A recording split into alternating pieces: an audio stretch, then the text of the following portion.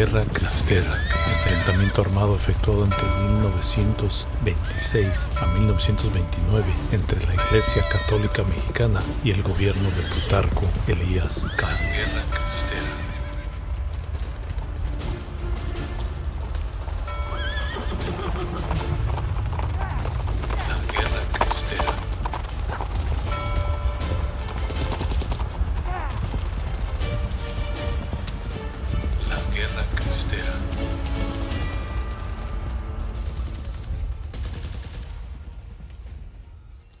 Una vez más, bienvenidos a todos los interesados. Muchísimas gracias por sintonizar este programa. Los invito a que chequen el sitio en YouTube, donde hablamos de estos episodios de la Guerra Cristera y ahondamos un poquito también de otros eventos referentes a la conquista española y a la Guerra de Intervención o The Mexican War. También pueden contactar el podcast de The Mexican War, la Guerra de Intervención, y los nuevos capítulos de esta nueva serie, La Cristera o La Cristiada. Muchísimas gracias por su atención. Ahora iniciamos el capítulo número 6. Se va a cubrir el periodo de la muerte de Benito Juárez y el arribo al poder de Porfirio Díaz, lo que generó el porfiriato y lo que definió el mando de presidente de la República por Porfirio Díaz, el cual duró 35 años.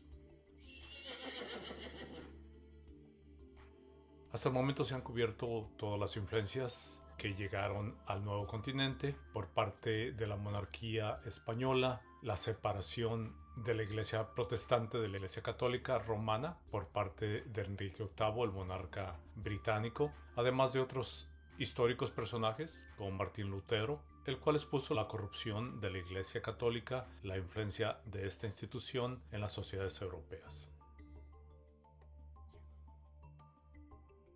Hemos cubierto también el arribo de los colonos a los Estados Unidos de América, o lo que hoy es los Estados Unidos de América, y las influencias ideológicas que influyeron al joven país mexicano. La Iglesia Católica, la cual estaba históricamente acostumbrada a gobernar la vida de ciertas sociedades, incluyendo la joven nación mexicana, empezó a experimentar los deseos ideológicos después de la independencia mexicana de desarrollar un país laico y sin la influencia de la institución religiosa. Esto conllevó a generar conflictos, de los cuales incluyeron las divisiones entre los conservadores y los liberales que se empezaron a desarrollar después del triunfo independentista, la guerra de reforma que fue como resultado de los deseos de instalar una nueva constitución, la Constitución Liberal de 1857, la cual privaba de muchos derechos a la Iglesia Católica y la cual fomentaba el poder desarrollar una nación libre y soberana sin la influencia de la Iglesia Católica. Esto conllevó al rechazo de la institución religiosa y el desarrollo de la guerra de reforma entre liberales y conservadores. Poco tiempo después, la Iglesia, sometida por el gobierno de Benito Juárez, intentó requerir ayuda de Napoleón III, el cual instaló a Maximiliano de Habsburgo como el emperador de México. Pocos años después, durante la intervención norteamericana, el clero católico decidió apoyar a los invasores, lo que generó una profunda división entre el gobierno mexicano y la Iglesia Católica. En este nuevo episodio vamos a cubrir la muerte de Juárez, como ya lo mencionamos, y el arribo de Porfirio Díaz al poder.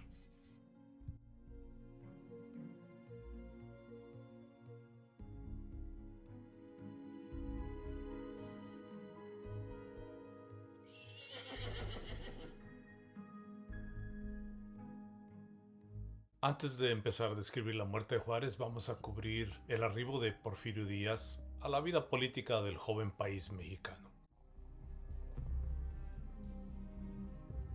Durante la toma de Puebla, efectuada por el ejército que comandaba Porfirio Díaz, el 2 de abril de 1867, fue clave para la causa republicana.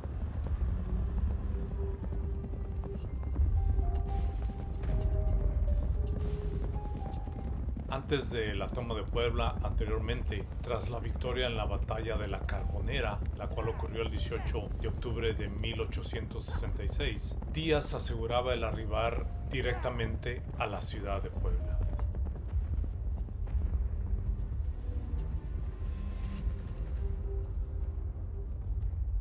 Durante la toma de la ciudad de Puebla por parte de Porfirio Díaz y su ejército, se convertiría en el golpe militar más devastador en contra del imperio de Maximiliano de Habsburgo.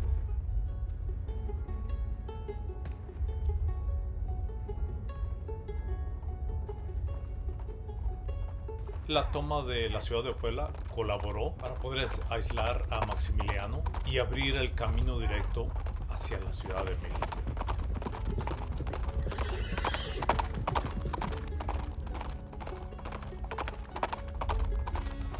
Antes de la batalla de la Carbonera, Díaz lograría una victoria clave en la batalla de Mihuatlán el 3 de octubre de 1866, consiguiendo romper la resistencia imperial en el sur y permitiendo a Díaz avanzar hacia la capital oaxaqueña.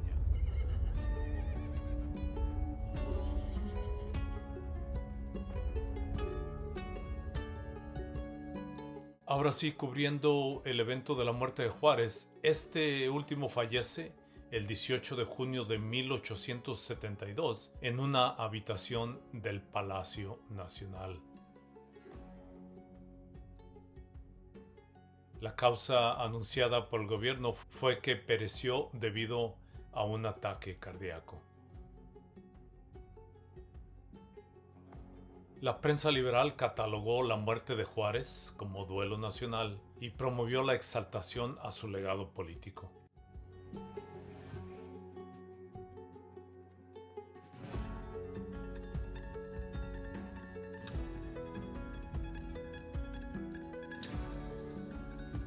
La prensa pidió que se ejerciera un luto nacional en su honor y publicó editoriales que lo calificaban como el padre de la patria, el defensor de la soberanía nacional y el primordial fundador del Estado laico.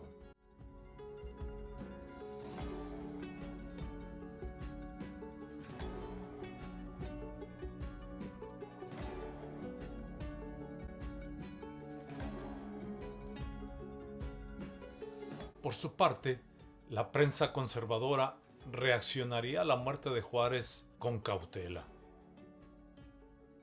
Estos evitaron emitir elogios y subrayaron los excesos y la dureza empleada por su gobierno.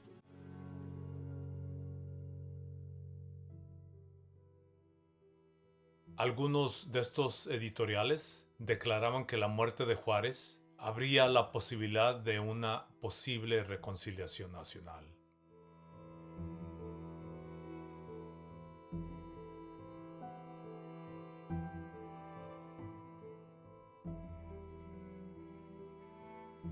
La Iglesia, por su parte, no organizaba ningún tipo de muestra pública de duelo institucional y veía la muerte de Juárez como el fin de un adversario.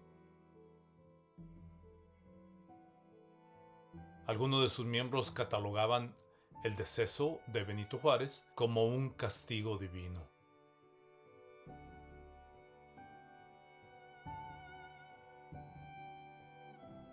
Otros segmentos del clero veían la muerte del presidente Juárez como una oportunidad para que el país regresara al orden cristiano.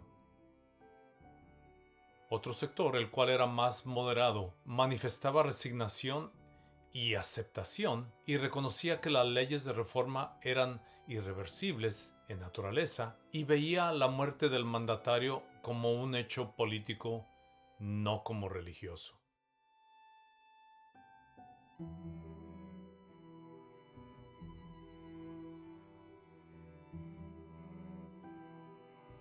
Su sucesor, Sebastián Lerdo de Tejada, era esperado por la Iglesia de ser más conciliador y menos rígido que su antecesor.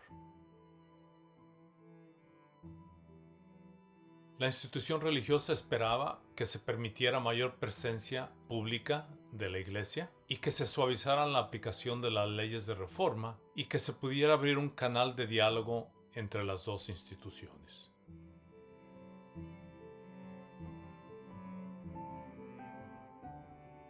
Sin embargo, el nuevo presidente no devolvió las propiedades de la iglesia, no permitió el elaborar procesiones públicas sin permiso de su gobierno, no restauró los privilegios eclesiásticos y el desencanto fue rápido y profundo.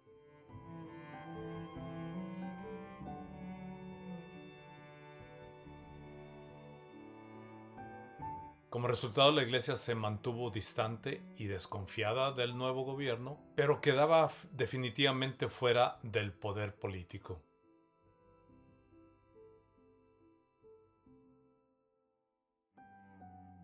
Lerdo de Tejada decidía al continuar con el radicalismo del juarismo y cerró cualquier posibilidad de restaurar la influencia eclesiástica en la vida pública.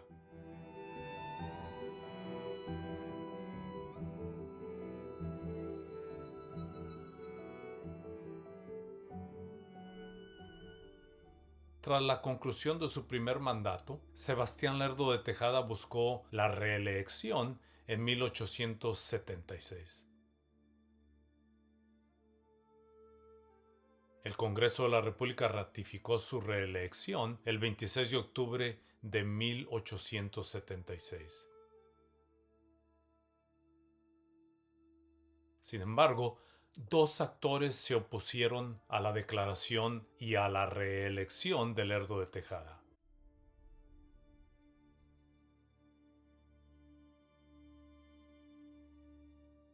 El primero fue Porfirio Díaz, un líder militar y opositor político de Lerdo de Tejada. El segundo fue José María Iglesias, el cual era el presidente de la Corte Suprema de Justicia.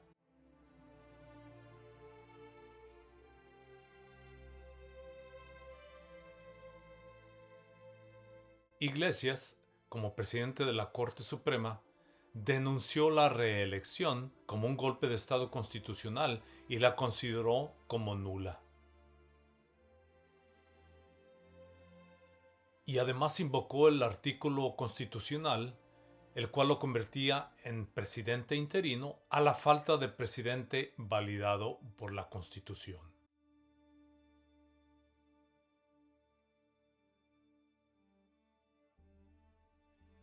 Por su parte, Porfirio Díaz publicaba el Plan de Tuxtepec en 1876, en el cual denunciaba la reelección de Lerdo de Tejada y llamaba a la insurrección popular.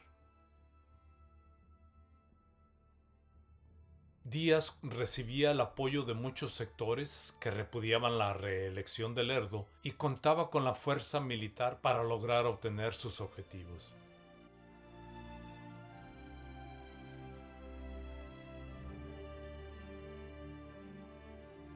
Tras la promulgación del Plan de Tuxtepec, ambos bandos libraron encuentros militares con resultados mixtos, hasta que arribaron a la batalla de Tecoac.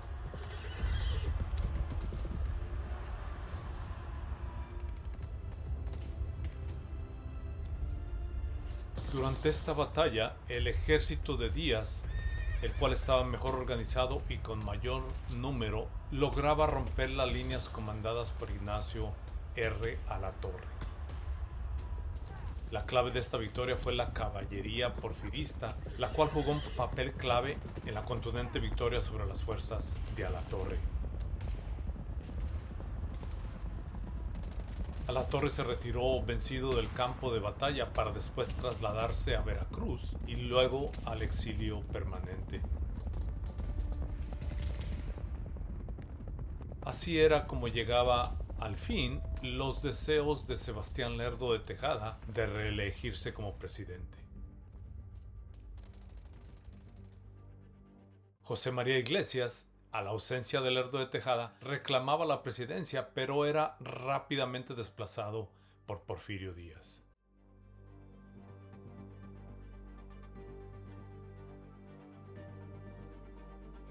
Porfirio Díaz entra triunfalmente a la Ciudad de México y es declarado como presidente interino. Ya en 1877 era electo presidente e iniciaba oficialmente el periodo del Porfiriato.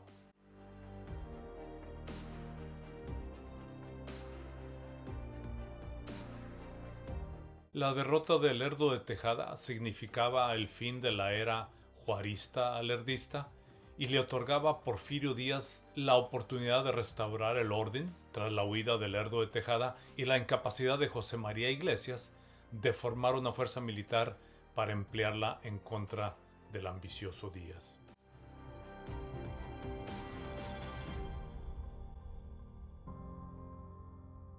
Para el nuevo régimen, la victoria en Tecoac otorgaba a la nueva administración la oportunidad de validar su gobierno y declarar que la victoria había salvado a la República del Caos y que el triunfo había justificado la autoridad moral de Porfirio Díaz. También justificó el origen de un nuevo orden político.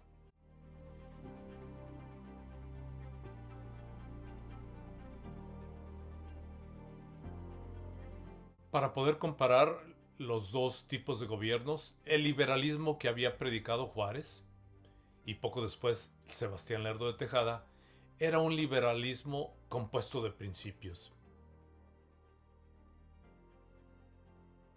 Estos incluían la soberanía popular, la división de poderes, elecciones libres, el lema de no reelección, la supremacía constitucional, un Estado laico e independiente y la limitación del poder militar.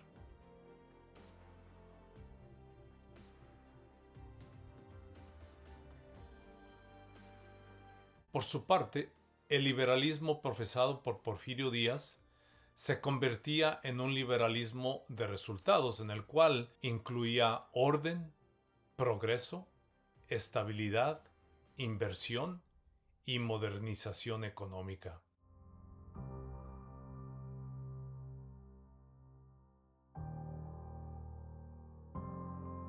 La idea fundamental era que si se lograba el progreso para el país, el liberalismo lograría triunfar finalmente a una costa del sacrificio de las libertades políticas.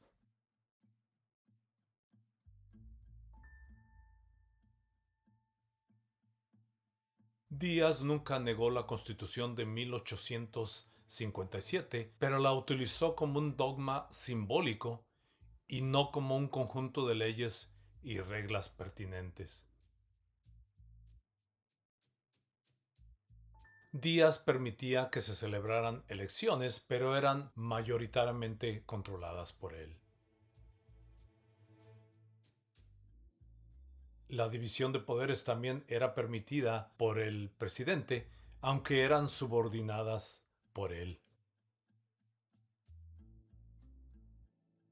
Existía el federalismo, pero los gobernadores eran designados y aprobados por el mismo Díaz. Porfirio Díaz, el cual no era anticlérigo, trató al clero de una manera personalizada, pero rechazaba el poder político que deseaba ejercer la curia romana.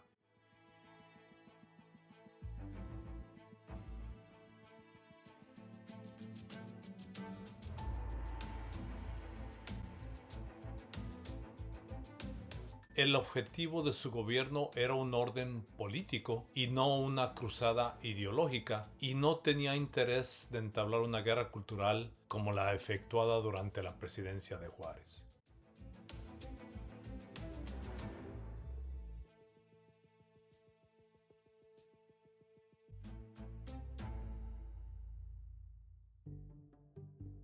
El lema del gobierno porfirista era que el clero podría reconstruir su influencia social, pero nunca inmiscuirse en los asuntos políticos del gobierno que él predecía. En otras palabras, parecía que Díaz incitaba a la iglesia dictaminando: ustedes no se metan en política y yo no los perseguiré.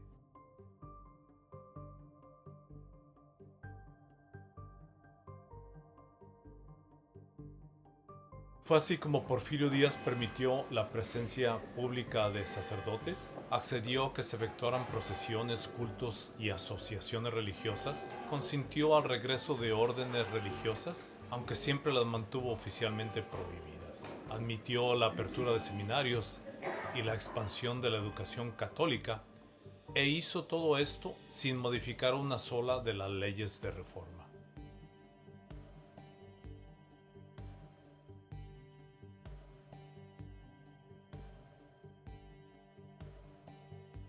Las propiedades eclesiásticas no fueron devueltas al clero, pero se les permitió el uso de ciertos edificios. Agobió por la educación laica, pero permitió la proliferación de escuelas católicas.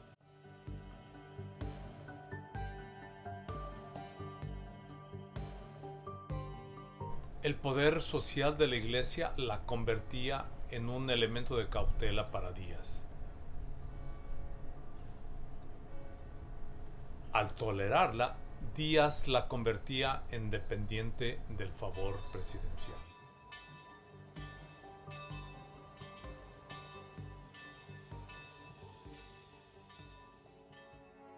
Durante el Porfiriato, la Iglesia recuperó poder social, pero no así el político. Logró adquirir influencia moral y recuperar el control de la educación en muchas regiones, así como generar redes de caridad y asistencia, y logró obtener presencia pública en fiestas, procesiones y rituales.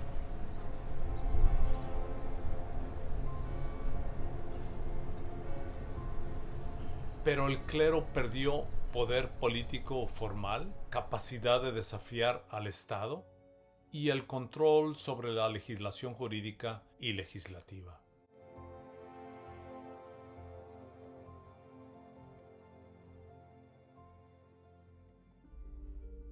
¿Cuál fue la relación de Porfirio Díaz con los obispos mexicanos? En relación a Pelagio Antonio de la Bastida y Dávalos, el cual era un símbolo del conservadurismo clerical, este se opuso fervientemente a las leyes de reforma y apoyó abiertamente a Maximiliano de Habsburgo.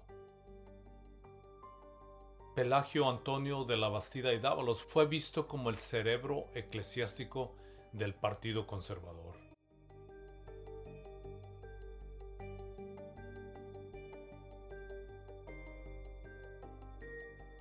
Eulogio Gregorio Guilo y Zabala, el cual fue hijo de ricos hacendados y fue educado en Europa, fue cercano a las élites económicas de México y además fue un modernizador, un pragmático y fue el obispo de la tierra natal de Porfirio Díaz.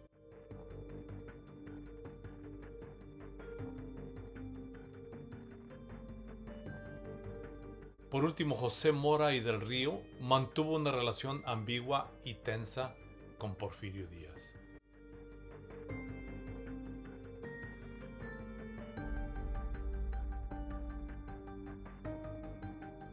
Pelagio Antonio de la Bastida y Dávalos había huido de México después del triunfo liberal, pero Díaz permitió su regreso al país. Díaz comprendía que el abrir viejas heridas no era práctico o conveniente para su gobierno.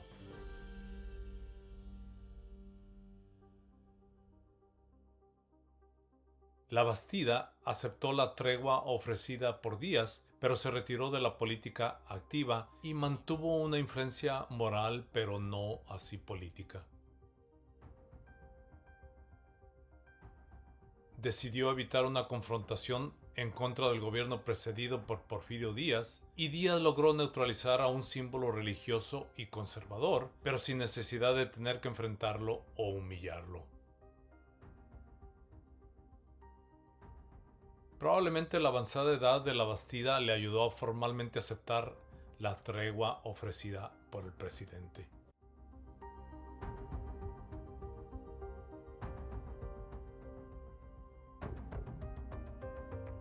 Por su parte, Eulogio Gregorio Gilo y Zavala representaba el tipo de obispos y clérigos que Díaz quería y respetaba. Gilo era aliado del progreso económico y también era capaz de pacificar comunidades reales, lo que le favorecía al régimen. Gilo y Zavala era un interlocutor confiable entre el gobierno porfirista y Roma. Gilo también impulsaba proyectos del gobierno de tipos educativos y agrícolas, empleando el orden porfirista de orden y progreso. Gilo fue disciplinado, moderno y obediente. Además, no se inmiscuía en los asuntos políticos del gobierno.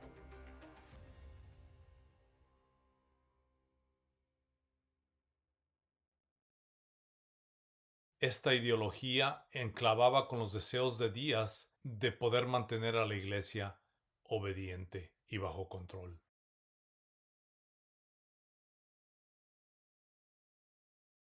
Por su parte, José Mora del Río asumió el arzobispado de la Ciudad de México en 1908. Ya durante esta época, el porfiriato se encontraba en sus últimos años y comenzaba a mostrar grietas de debilidad. Mora del Río, a comparación de otros arzobispos, era joven, con una gran energía y era más dispuesto que otros arzobispos de defender los intereses del clero.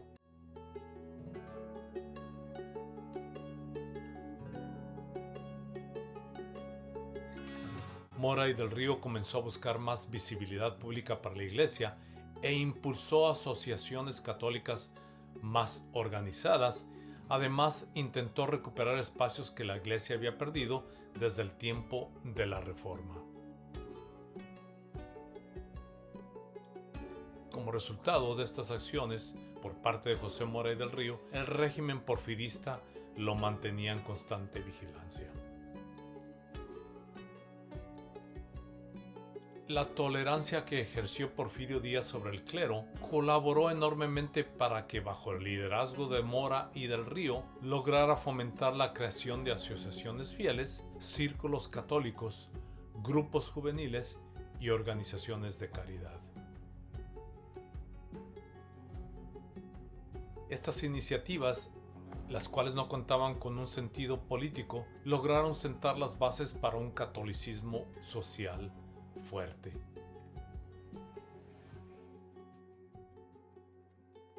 La educación católica, la formación de asociaciones laicales y la revalorización de la vida parroquial convirtieron a la Iglesia en un actor social poderoso, pero también sospechoso del régimen porfirista.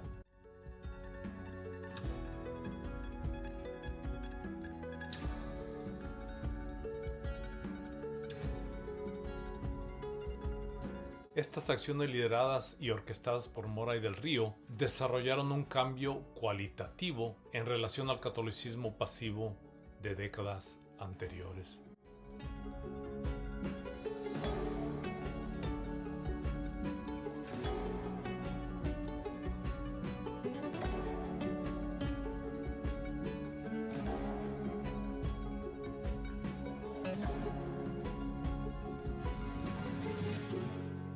El movimiento catolicismo social promovido por Mora y del Río comenzó a formar jóvenes con disciplina, identidad religiosa sólida, un gran sentido de misión y cometido, una gran capacidad organizativa y además comenzaron a generar una percepción estatal de amenaza. Esta sólida estructura permitió que el catolicismo pudiera resistir, organizarse y, en algunos casos, levantarse en armas en contra del gobierno.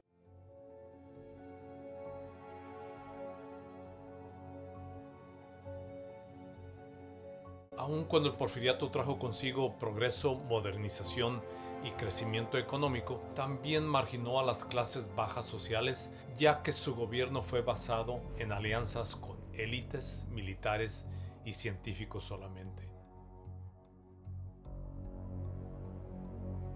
Mantuvo un gobierno autoritario y centralizado, con elecciones controladas, una prensa censurada y no dudó en emplear el uso de la fuerza para lograr mantenerse en el poder.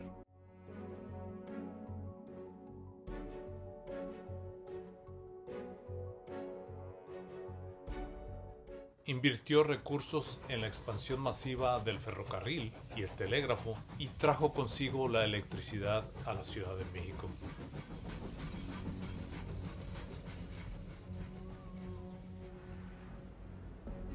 Impulsó la minería, el petróleo y la agricultura comercial, permitiendo la inversión extranjera, principalmente de los Estados Unidos, el Reino Unido y Francia.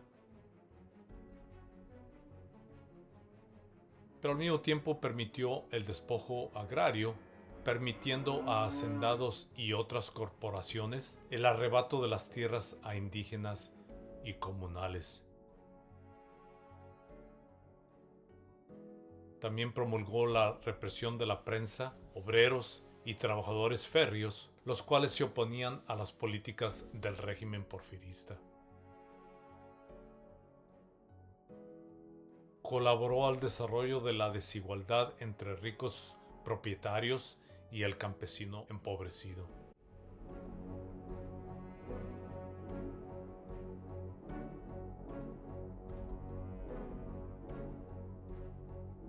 Era así como la estabilidad lograda había sido como resultado de la elaboración de una coerción general y no de un consenso social y político aprobado por las masas.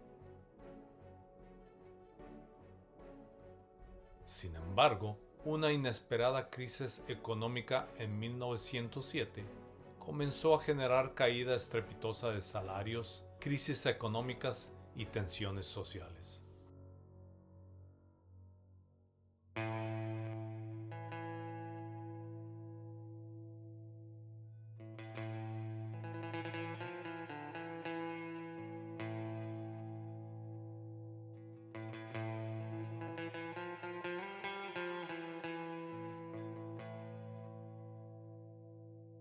En 1908, durante una entrevista concedida a James Creelman de Pearson's Magazine, Díaz aseguraba que México estaba listo y preparado para ejercer unas elecciones libres y abiertas.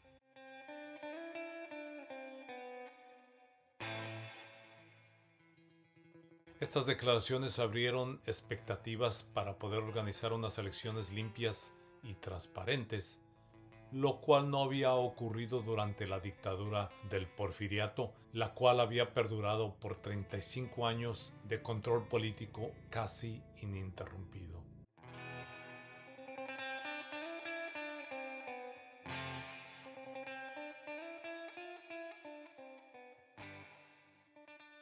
Cuando se intentó generar unas elecciones justas y confiables, Díaz traicionó a su convicción expresada al periodista estadounidense anteriormente y promovió otro fraude electoral a su favor. Esto hizo que la sociedad mexicana se rebelara en contra del régimen dictatorial en 1910, lo que generó el estallido de la Revolución Mexicana.